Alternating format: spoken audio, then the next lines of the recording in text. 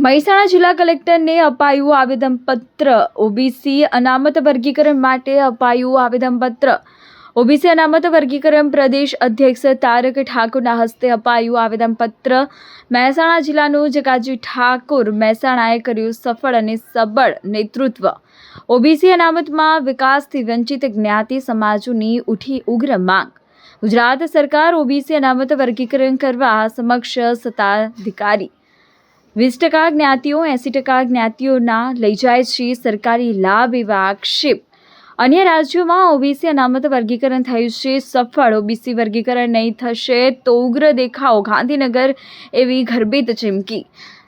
જિલ્લામાંથી ઠાકોર સમાજના પ્રતિનિધિઓ સાથે જોડાયા અન્ય જ્ઞાતિ સમાજના પ્રતિનિધિઓ મુખ્યમંત્રી અને પ્રધાનમંત્રીને કરાઈ છે રજૂઆત સત્વરે ઓબીસી અનામત વર્ગીકરણ થશે એવો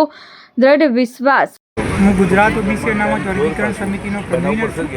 અને આજે અહીંયા આગળ દરેક ઓબીસીમાં આવતા વિકાસથી વંચિત સમાજોના સામાજિક આગેવાનો યુવાઓ વડીલો ભેગા થયા છે અને અમારી એક જ માંગણી છે કે આજની તારીખના અંદર અનામત જે રીતે ગુજરાતમાં અમલમાં થાય છે એ તદ્દન તમે એમ કહી શકો કે કોઈએ ગોળ ચોંટાડવાની વાત છે અમે ઓબીસીમાં આવીએ છીએ પણ અમને અમારો અનામતનો લાભ નથી મળતો